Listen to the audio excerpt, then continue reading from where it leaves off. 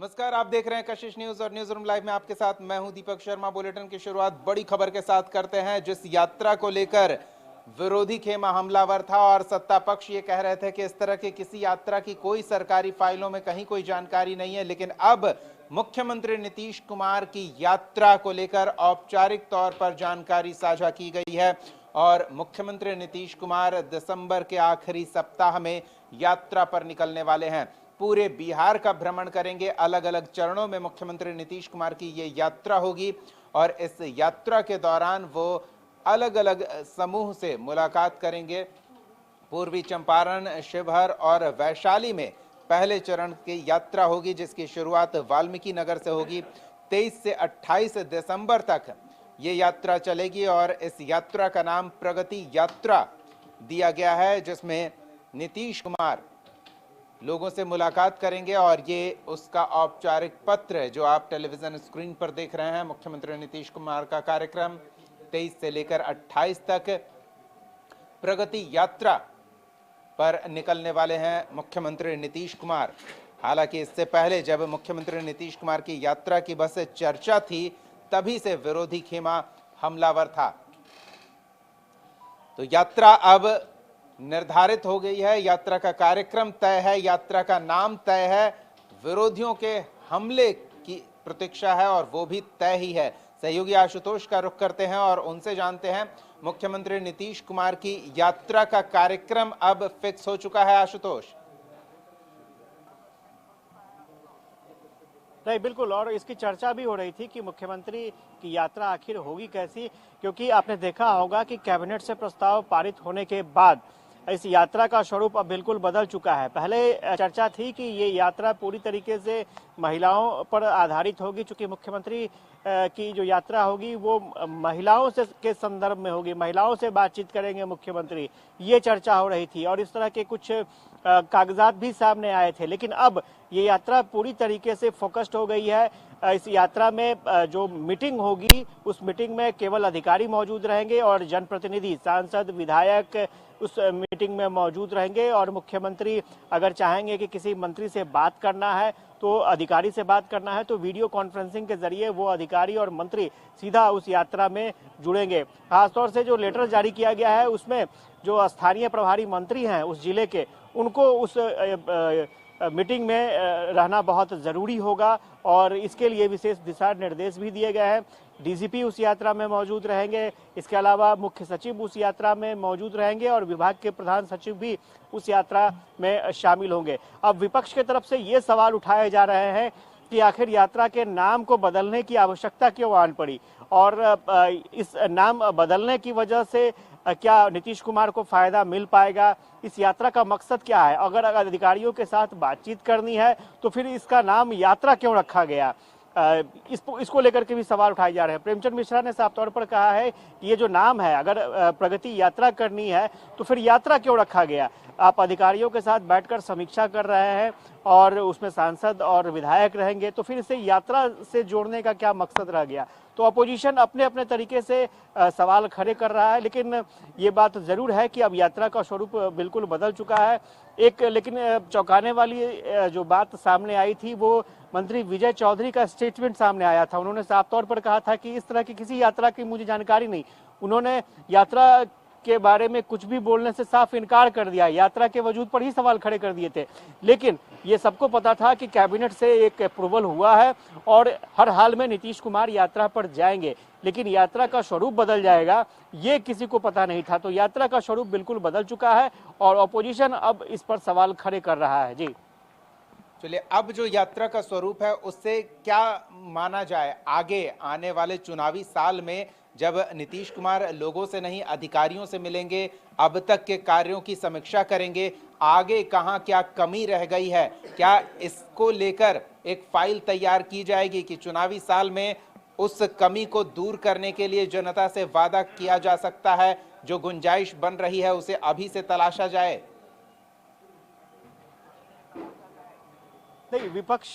को एक अंदेशा ये भी है कि इस यात्रा के जरिए नीतीश कुमार ये कोशिश कर रहे हैं कि शायद समय से पहले चुनाव हो जाए, लेकिन अपोजिशन साफ तौर पर इस यात्रा को चुनाव की तैयारी से जोड़कर ही देख रहा है। क्योंकि स्वाभाविक तौर पर जब चुनावी साल आने को है और ऐसे में इस यात्रा के जरिए जिस जिले में जिस तरह की जो कठिनाई होगी, नीतीश कुमार ऑन स्पॉट उस कठिनाई को दूर करने की कोशिश करेंगे, क्योंकि वहाँ स्थानीय जनप्रतिनिधि, विधायक और सांसद भी मौजूद रहेंगे। अगर किसी तरह की कोई परेशानी होगी तो वो ऑन स्पॉट अधिकारियों के साथ बैठकर समस्या का समाधान करेंगे। तो स्वाभाविक तौर पर सरकार सीधे उस जिले में पहुंचेगी, क्योंकि अब तक जो देखा गया है वो सरकार सीधे राजधानी से चलती है, राजधानी पटना से आदेश निर्गत होते हैं और बाकी जिलों में इम्प्लीमेंट होता है। लेकिन अब सरकार सीधे उस जिले तक जाएगी और वहां पर समीक्षा करेगी, पर्टिकुलर इस जिले में किस तरह की, किस स्तर पर कोई कमी है, उस कमी को दूर करने की कोशिश की जाएगी और तत्काल ऑर्डर निकाला जाएगा। तो स्वाभाविक तौर पर ये जो प्रक्रिया है ये माना जा सकता है कि बहुत ही कारगर प्रक्रिया होगा और बहुत ज़्यादा फाइलों के झंझट से निपटने की एक कोशिश होगी, क्योंकि चुनावी साल में अगर काम जल्द से जल्द इम्प्लीमेंट होता है या फिर शिलान्यास शुरू हो जाता है, उस पर्टिकुलर जो बहुत बड़ी समस्या होगी, जनता पब्लिक अगर उस समस्या से परेशान होगी तो तत्काल उसका समाधान करके और यानी आशुतोष, चुनाव अगर हम कहें, अगर हम ज्यादा आगे न चले गए हो तो फिर बजट सत्र पे आ जाते हैं। बजट सत्र के दौरान सरकार के पास एक खाका होगा कि आगे उनके लिए क्या करना है, किस विभाग के लिए, किस मद में, किस काम के लिए कितने बजट का प्रावधान करना है, वो कमी बेसी का एक आकलन इन महीनों में हो जाएगा यात्रा के दौरान। नहीं, इसमें कोई दो राय नहीं है, ये भी एक आकलन का बढ़िया जरिया हो सकता है। लेकिन सबसे बड़ी बात यह कि चरणबद्ध तरीके से पहले 5 जिले में यात्रा होनी है, उसके बाद चरणबद्ध तरीके से अलग अलग जिलों की यात्रा होनी है। तो ये यात्रा कितने चरणों में खत्म होगी, ये सबकी निगाहें इस बात पर भी टिकी होंगी, क्योंकि मुझे लगता है कि अगर 5 जिले से ये यात्रा शुरू हो रही है तो कम से कम 6-7 चरण चल सकते हैं इस यात्रा के जरिए नीतीश कुमार। बजट सत्र में ये कोशिश होगी, चूंकि आपको पता होगा कि जब सेंट्रल गवर्नमेंट का बजट आ रहा है और उस बजट में भी बिहार अपनी प्राथमिकताओं की जानकारी केंद्र सरकार को देगा, उसके हिसाब से भी बहुत सारी चीजें तय होनी है। तो इस यात्रा के जरिए नीतीश कुमार कितनी समस्याओं का समाधान कर पाते हैं, कितनी योजनाओं के जमीन पर उतरने को लेकर के प्रक्रियाएं पूरी कर पाते हैं, इस पर भी सबकी निगाहें टिकी होगी। और सबसे खास बात, मैंने पहले भी कहा कि चुनावी साल है, चुनावी साल में किस जिले को क्या दिया जा सकता है या फिर किस जिले की सबसे ज्यादा जरूरत, डिमांड क्या है, उस पर काम शुरू किया जा सकता है। ये एक बड़ा चुनौतीपूर्ण फैसला कह सकते हैं कि नीतीश कुमार के लिए होगा। और नीतीश कुमार क्या आश्वासन देते हैं कि ये काम कब पूरा होगा, इस पर भी सबकी निगाहें टिकी होगी। लेकिन स्वाभाविक तौर पर जिस जिले में मुख्यमंत्री जाएंगे, कोशिश होगी कि वहां सबसे ज्यादा जो बड़ी समस्या है उसको टारगेट किया जाए और उसको दूर करने की कोशिश की जाए, और ताकि वहां की जो पब्लिक है उसको साफ तौर पर, स्पष्ट तौर पर मैसेज दे कि एनडीए सरकार काम कर रही है और आने वाले समय में अगर आपके क्षेत्र में ये समस्या है तो इसका समाधान निश्चित तौर पर होगा। तो स्वाभाविक तौर पर बिल्कुल आशुतोष, ऐसे में एक सवाल जो उठने की संभावना है उस पर भी हम चाहेंगे कि आप नेताओं से बातचीत कर रहे हैं तो उस पर किस तरह की प्रतिक्रिया आ रही है, और वो ये है कि नीतीश कुमार जब भी कहीं यात्रा पर निकलते हैं, एक बड़ी आबादी से वो मुखातिब होते हैं और बातचीत करते हैं, लेकिन इस बार जब वो यात्रा पर निकल रहे हैं तो सिर्फ सरकारी दफ्तरों में ही उनकी यात्रा सीमित रहेगी।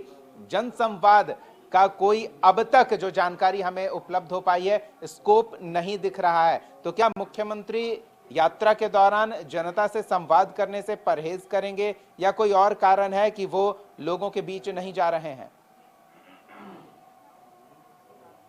नहीं, बिल्कुल, जो नया लेटर आया है उस लेटर के मुताबिक कहीं भी इस बात का जिक्र नहीं है कि मुख्यमंत्री नीतीश कुमार पब्लिक से सीधा संवाद करेंगे या फिर कोई समूह होगा उनसे बातचीत करेंगे। आपको याद होगा कि इससे पहले मुख्यमंत्री जब यात्रा पर निकले थे तो जीविका दीदियों से उनकी बातचीत होती थी, फीडबैक लिया जाता था, लेकिन इस बार उस तरह का कोई प्रावधान नहीं किया गया है। और यही वजह है कि मैंने पहले भी बोला कि जो कांग्रेस के नेता है प्रेमचंद मिश्रा, उन्होंने इस यात्रा को यात्रा का नाम दिए जाने पर सवाल खड़े किए थे। उनका साफ तौर पर कहना है कि जब मुख्यमंत्री वहां अधिकारियों के साथ मीटिंग करेंगे तो फिर इसे यात्रा नाम देना समझ से परे है। तो अपोजिशन अपने अपने तरीके से सवाल खड़े कर रहा है, लेकिन आने वाले समय में मैंने पहले भी कहा कि अब देखना होगा कि इसमें और कौन कौन से एलिमेंट जुड़ते हैं। मुख्यमंत्री क्या वाकई सिर्फ मीटिंग करेंगे या फिर लोगों से इंटरेक्ट भी होंगे, उनका इंटरेक्शन होगा, क्या महिलाओं के साथ बातचीत भी करेंगे, संवाद भी करेंगे, ये सारी चीज़ें अभी छुपी हुई हैं। लेकिन आने वाले समय में हो सकता है धीरे धीरे बहुत सारी तस्वीरें साफ होंगी। आशुतोष, लेकिन छुपी हुई है, आपने इसका जिक्र किया तो याद आ रहा है बीते कुछ दिनों में हमने इस तरह की खबरें अलग अलग हमारे जिलों से संवाददाता ने भेजा है कि मुख्यमंत्री की संभावित यात्रा को लेकर उन जिलों के पदाधिकारी अलग अलग पंचायत में जा रहे हैं, अलग अलग ग्रामीण इलाकों में जा रहे हैं, जहां सरकार की योजनाओं को धरातल पर उतारा गया है, उनकी स्थिति देख रहे हैं, वहां सरकारी योजनाओं से लोग कितना लाभान्वित हो रहे हैं इसकी समीक्षा कर रहे हैं। तो एक गुंजाइश तो है कि मुख्यमंत्री यात्रा के दौरान उन इलाकों में जा सकते हैं, उन पंचायतों में जा सकते हैं, उन ग्रामीण क्षेत्रों में जा सकते हैं।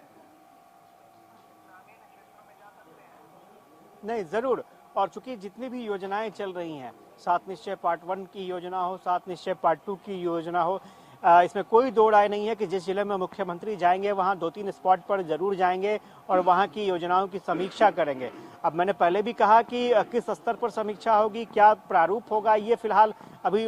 बातें निकलकर सामने नहीं आई है। जिला के जो पदाधिकारी हैं, डीएम हैं, वो अपने स्तर से तैयारी कर रहे हैं कि मुख्यमंत्री जो सरकारी योजनाएं हैं उसकी समीक्षा के लिए कहीं भी जा सकते हैं। तो ऐसे में उस स्तर पर तैयारी हो रही है। स्कूल की बात करें या फिर नल जल योजना की बात करें, स्टूडेंट क्रेडिट कार्ड की बात करें, तमाम जो चीज़ें हैं जो 7 निश्चय 7 पार्ट 1 और पार्ट 2 के तहत चल रही है, उन तमाम योजनाओं की समीक्षा होनी है और उसके हिसाब से जिलों में तैयारी भी शुरू हो चुकी है। तो इसमें कोई दो राय नहीं है कि जब पर्टिकुलर मुख्यमंत्री नीतीश कुमार उस जिले में जाएंगे तो योजनाओं की समीक्षा के लिए पर्टिकुलर जहां योजनाएं चल रही हैं या योजना जहां सफल हुई है उस जगह पर मुख्यमंत्री जाकर के बिल्कुल संभावित है कि आदर्श ग्राम या आदर्श पंचायत में जाएं और मुखिया के परफॉर्मेंस, ग्रामीण इलाकों में लोग कितने संतुष्ट हैं सरकार के कामकाज से, ये एक गुंजाइश है क्योंकि जिला प्रशासन इस तरह से तैयारियों में जुटा हुआ है और ये खबरें हमने अपने दर्शकों तक पहुंचाई है। बहुत बहुत धन्यवाद आशुतोष इस तमाम बातचीत और जानकारी के लिए। तो मुख्यमंत्री नीतीश कुमार प्रगति यात्रा पर निकलने वाले हैं, लेकिन इस यात्रा के दौरान अब तक जो जानकारी साझा की गई है, सार्वजनिक की गई है, यात्रा का नाम तो प्रगति यात्रा है, लेकिन ये यात्रा जनता के बीच नहीं बल्कि सरकारी दफ्तरों तक फिलहाल सीमित रह सकती है और वहां अधिकारियों के साथ, जिले के प्रभारी मंत्री के साथ जिले में चल रहे योजनाओं की धरातल पर क्या स्थिति है इसकी पूरी जानकारी नीतीश कुमार लेंगे और क्या और किए जाने की गुंजाइश है इसकी रिपोर्ट भी मुख्यमंत्री लेंगे और फिर आगे आने वाले बजट में शायद उसके लिए प्रावधान किया जाए या फिर चुनावी साल है तो सरकार जनता को लुभाने के लिए जनहित से जुड़ी कुछ बड़ी घोषणाएं कर सकती है और उन घोषणाओं के मूल में जो रिसर्च कहा जा सकता है या फिर जो आवश्यकता इस समीक्षा के दौरान, इस यात्रा के दौरान निकलकर सामने आएगी, वो नोट करने के बाद किया जा सकता है। तो देखना दिलचस्प होगा कि इस यात्रा का क्या फलाफल होता है। फिलहाल पहले चरण की शुरुआत होगी दिसंबर के आखिरी सप्ताह में 5 जिलों से। नजर हमारी बनी रहेगी। एक छोटे से ब्रेक का समय हो चला है, ब्रेक के बाद लौटेंगे तो बात करेंगे झारखंड की।